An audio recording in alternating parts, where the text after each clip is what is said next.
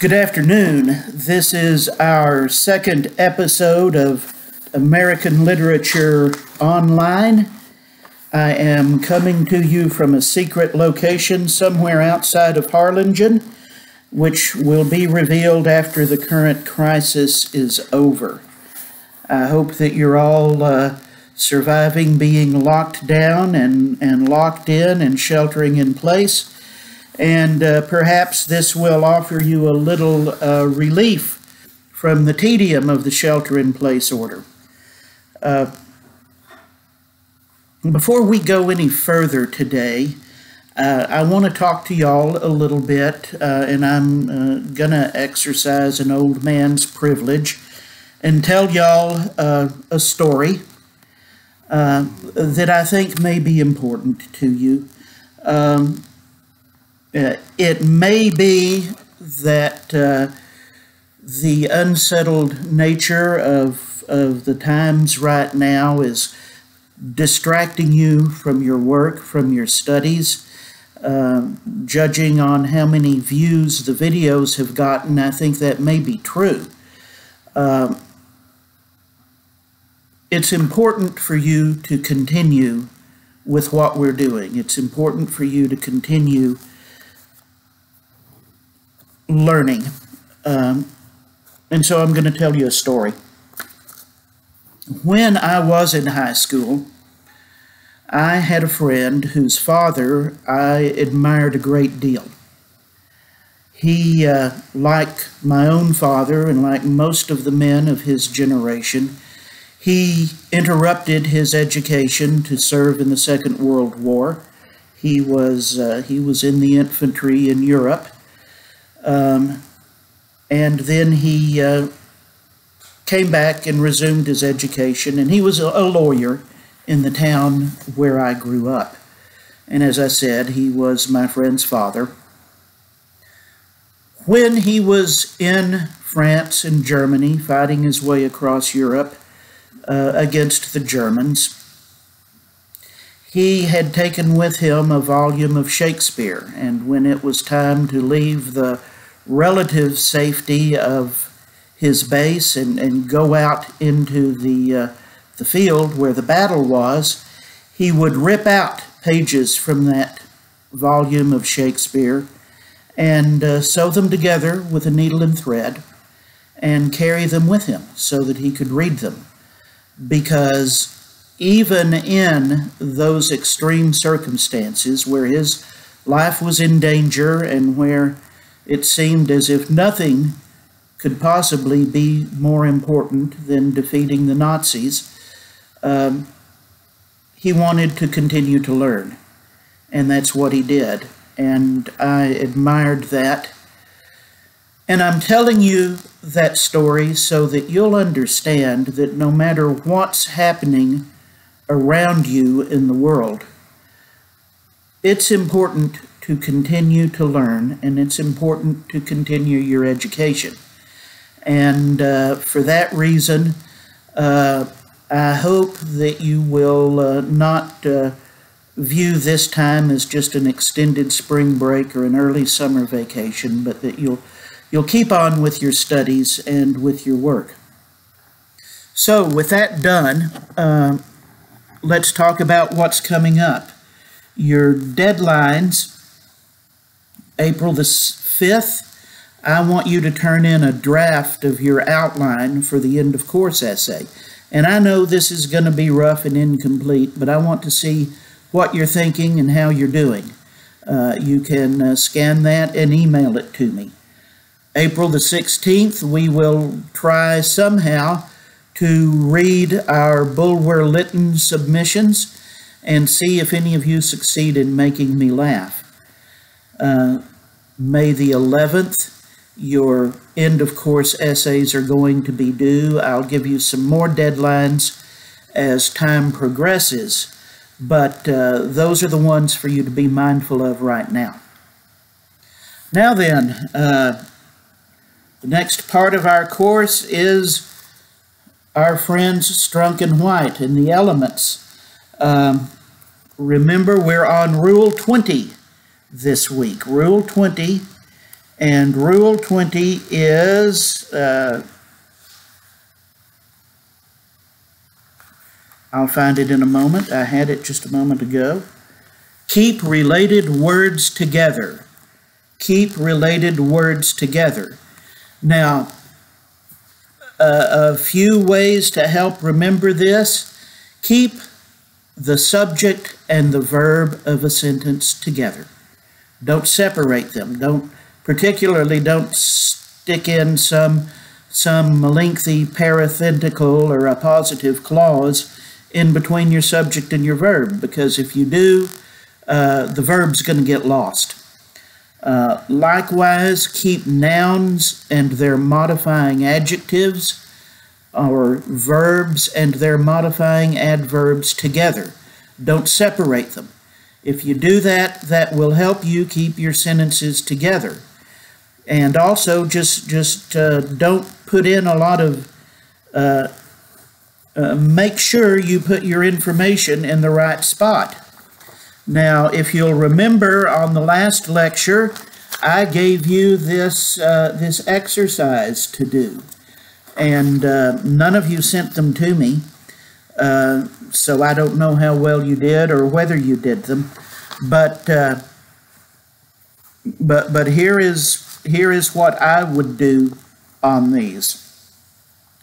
The first sentence, what they gave us is, she attends a school in the city which is private.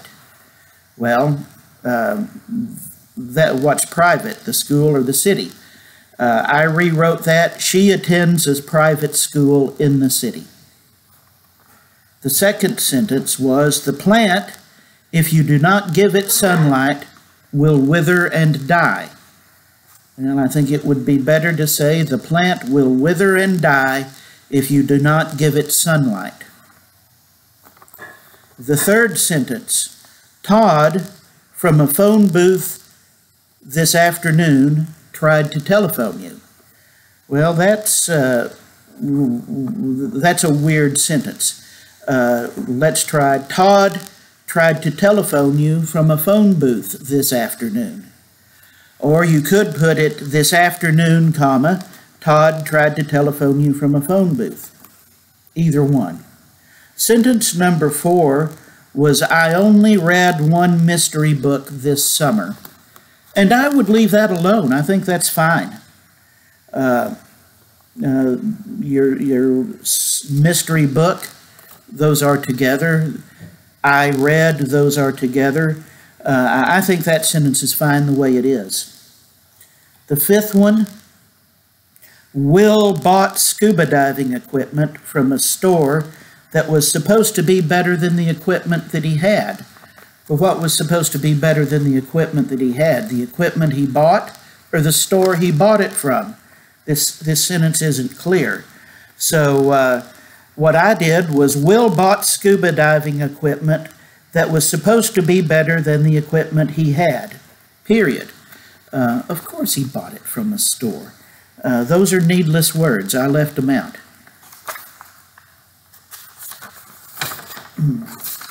Sentence number 6. Grandmother bought a sweater for the baby that was too big. Well, in this sentence, clearly they're saying that the baby's too big, but I don't think that's what they mean. I think grandmother bought the baby a sweater that was too big. More likely what was intended, unless that baby's just a whopper, you don't ever know. I saw a baby like that once. Number 7. My neighbor gave some old clothes to the homeless children that had been a trunk in her attic. Well, I hope someone didn't report that she was keeping homeless children in a trunk in her attic. A better way to write that sentence would be, my neighbor gave the homeless children some old clothes that had been in a trunk in her attic. See, it makes it clear what was in that trunk. Number 8.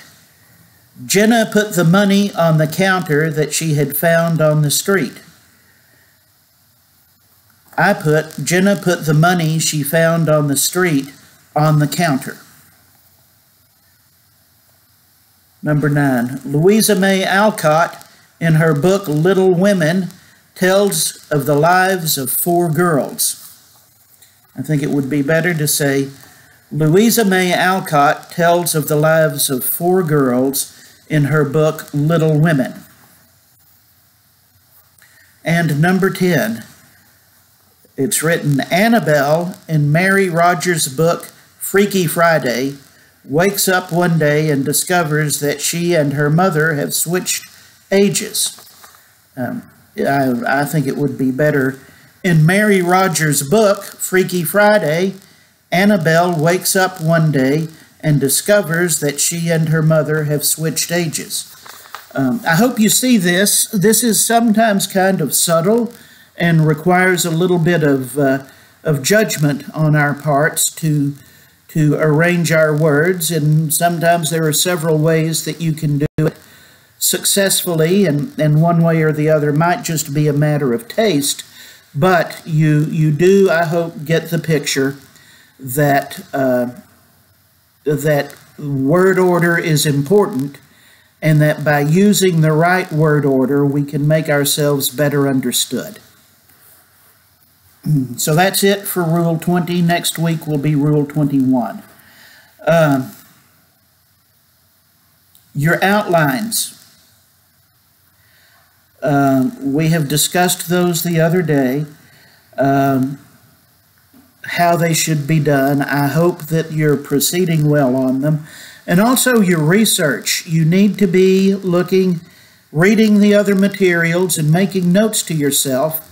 And this is the part of doing this where you start to put your paper together in your head and hopefully in an outline, and realize or get to know what you're going to say about each of these characters, and whether they're I'm trying to look at the camera. Whether they're Emersonians or whether they're Jeremians, who it is that they're more influenced by. You should be doing that as you go back and read these texts and think about what the people did. So I hope you're doing that. A week from this coming Monday, you're going to be turning in a draft outline. So be doing this, and don't be ignoring it and thinking, oh, I've got forever. So we've done all of that. Those are kind of the dry parts, to my mind, of our lecture, and now is the fun part for me. Here we are, The Moviegoer. I hope you've all bought it. I asked you not to start it until you viewed this lecture, so I hope you haven't. This is The Moviegoer. It's written by an author named Walker Percy. It was published in 1960 and won the National Book Award, which we'll talk about later, in 1961. And it is obviously a novel. But The Moviegoer is a different kind of novel. It's going to be something that in some ways is unlike what we've read before. Now, throughout the year, we have talked about different literary trends that were current at the times that we were studying. We talked about classicism with its emphasis on following certain forms and precise rules, and its reference back to Greece and Rome. And we talked about Romanticism with its desire to be freewheeling and creative and something new and spontaneous and a break from the old-style classicism. And we talked a little bit about realism. We read The Outcasts of Poker Flat that said, wait a minute, people don't act like romantics, and people don't really act like they do and don't speak like they do in these romantic novels. We're going to try to act more, we're going to try to write more like the real world we see. Then we saw naturalism. We read To Build a Fire by Jack London. It is definitely a naturalist story, and it is whatever it is. It seems to me an unnecessarily gloomy and harsh way of looking at people and the world, and to consider that people are really no different than animals. Then we looked at modernism, and we read Gatsby, which we've just finished, with its attempt to bring psychological themes and modern ideas and notions into literature, and to take the position that people are not necessarily free to be whatever they want themselves to be, as Nick mused at the ends of The Great Gatsby, that instead the past influences us much more than we would like to admit. So we've had all of these isms. The Moviegoer is an example of a new ism. So paper, pencil, take notes about this. The Moviegoer is considered to be an existentialist novel. Existentialist. Let me spell that for you. E-X-I-S-T-I-A-L. Now, I can't spell. E-X. Look it up. Look it up. Existentialism. E-X-I-S-T. Whatever. Look it up. Here, I wrote it down. E-X-I-S-T-E-N-T-I-A-L-I-S-M. E-X-I-S-T-E-N-T-I-A-L-I-S-M. Existentialism. So, okay, Roselle, you can't spell it. Can you tell us what it is? Existentialism is hard to define. That's the main thing I can tell you. I don't know that there is an agreed upon definition. It may not be a real philosophy or literary school. It may be more of a mood or a feeling or an attitude. I can tell you that there are certain mottos or slogans or buzzwords that existentialist writers use a lot. And you'll want to take notes about some of these. The first one and the most important one is this. Existence precedes essence. Existence precedes essence. And what that means when an existentialist says it is that we are what we do, and we are how we act, and we are how we relate to other people, and we are responsible for our actions and how we relate to other people. Think about that and contrast that to Gatsby. You know, there at the end of Gatsby, Nick muses about boats against the current being carried back into the past. An existentialist won't have anything to do with that. He's going to say, yes, of course, the past affects you, but you are responsible for your own decisions and your own actions. So that's an important element of existentialism. Another slogan or buzzword is authenticity. Existentialist authors and philosophers put a great deal of value on being authentic, being what you really are, and not fooling yourself or trying to fool anyone else about what you are. that's a great value for existentialist authors and writers. And you will run into some of this as you read The Moviegoer. There are others, but a third concept or buzzword that is very important to existentialists is the concept of despair. And what they mean by that is being in a position where you don't realize that you are being inauthentic, where you are confused between your image of yourself or someone else's image or attitude of yourself and what's really true. And the ultimate despair is being in despair and not knowing that you are in that situation.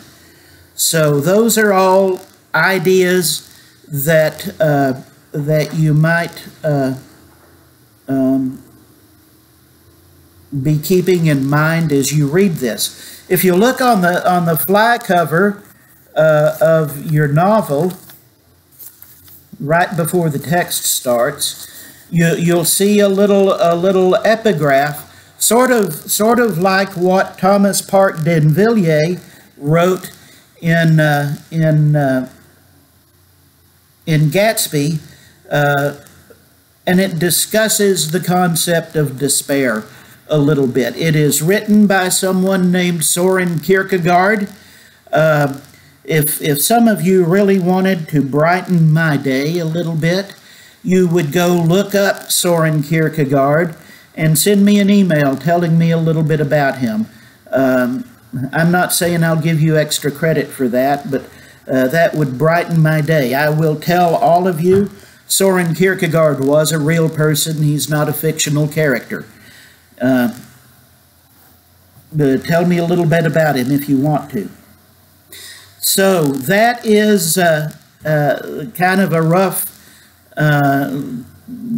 drive-by look at existentialism. I'll tell you an important question among existentialists and among certain other people, and that is the question of, which can be posed two ways, of whether a Christian can be an existentialist, or on the other hand, whether an existentialist can be a Christian. And that is a subject that in certain somewhat unusual intellectual sectors has given rise to a fairly hot little debate. After we read the book, perhaps you'll want to think about that a little bit. Now let's talk about this book before I turn you loose on it. As I've told you, it's an existentialist novel. It may be hard for you to follow. It can be. Sometimes it's hard for me to follow myself. That's one warning. Now here is another, and I want you to take this seriously. You are going to read things in this book that you may find offensive. Now, this is not a dirty book by any means, but you may find some of the things in here offensive because you're going to read about racism. You are going to read about suicide. You are going to read about what we today would call sexual harassment. And you're going to read about some other things that may bother you and ought to. They should bother you. But as you're reading it, and before you just get upset and close the book and go tell your parents or the school administration that I've given you a terrible book to read, I want you to think about how these issues are being presented to you. And you may have to read a little bit of the way into the book to figure that out. But do that. Give me that much leeway before you just get upset reading the book. If something bothers you, if something really troubles you, you know how to email me. I think I gave you my cell number, perhaps on early on in the course, but contact me and let's talk about these things. Don't just get upset. Let's discuss these things. There are reasons I'm having you read this book. Now, one last thing that may cause some confusion for you as you read this book is this. I told you the book was published in 1960. It was written in the late 1950s. This is one of the last major, serious American novels that I know of that treats Christianity seriously, and that gives a realistic portrait of Christian characters rather than just as some kind of a stick figure or a caricature. And that is in this novel. But I'm going to tell you this. It's a different expression of Christianity than you may be familiar with. So you may not understand it. You might not recognize it. And if you do, you might believe that it's not even real Christianity at all. And I am not going to try to change your opinion on those subjects. But be aware that it's there, and be looking for it and try to understand it, because it's worthwhile and it's important for you to understand the novel. And call me with these questions and we'll discuss them. I'm happy to talk to you, either by FaceTime or on the email. Now then, a little bit of to help you get your feet on the ground with this book. The book takes place, the main line of the story takes place over a period of 1 week. And it is Carnival Week in New Orleans, which ends on Ash Wednesday. I assume y'all know what Ash Wednesday is, but you may not. If you don't, let me know. We'll talk about it. There is an epilogue at the very end of the book that takes place about 1 year or a little more than 1 year after the main events of the story. The book is divided into 5 parts, some of them fairly long, some of them pretty short, and each of those parts more or less covers a day in the action in the life of the narrator. But as you read through this, he has lots of digressions. He talks about lots of things that he has experienced in the past, lots of his own mental wanderings or thoughts or ideas that he will fill you in on as you read through them. It can be a little hard to keep up with, but keep in mind that structure that in each part you're basically reading about a day in the narrator's life. 2 things are confusing or might be confusing to you. One is the narrator's name. Now, the narrator's real name is, I think, John Bickerson Bowling. Some people call him Jack. Other people call him Binks, B-I-N-X. Those are the same person. So don't get confused. If you hear about Jack or if you read about Binks, either one, you're hearing about the same person. Actually, there are 3 things that are confusing. I just remembered one other.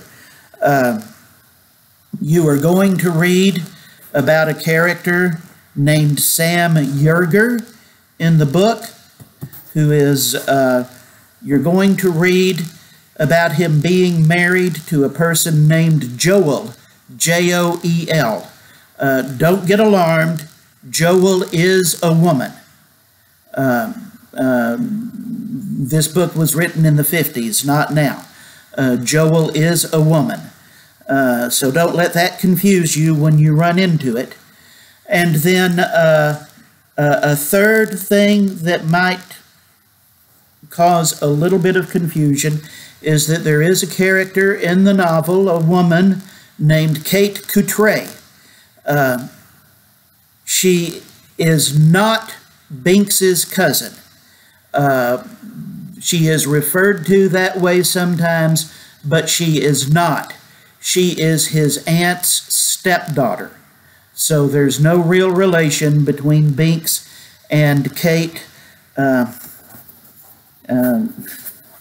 Besides, it's in Louisiana, where they have different ideas about these things. But don't get alarmed about that.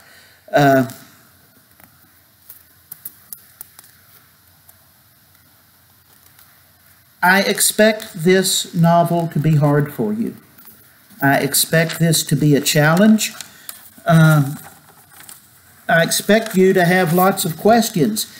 If I don't hear from any of y'all, I'm going to assume you're not reading. So your assignment, which will be posted on iGrade in just a few minutes, is to read part 1 of The Moviegoer. That is, part 1. That's about 63 pages. You have, I'm taping this and going to post it on Wednesday. You have today, Thursday, Friday, Saturday, and Sunday. You ought to be able to do it. And we'll talk again, I hope, on Monday. Until then, everybody stay in your secret locations and be safe.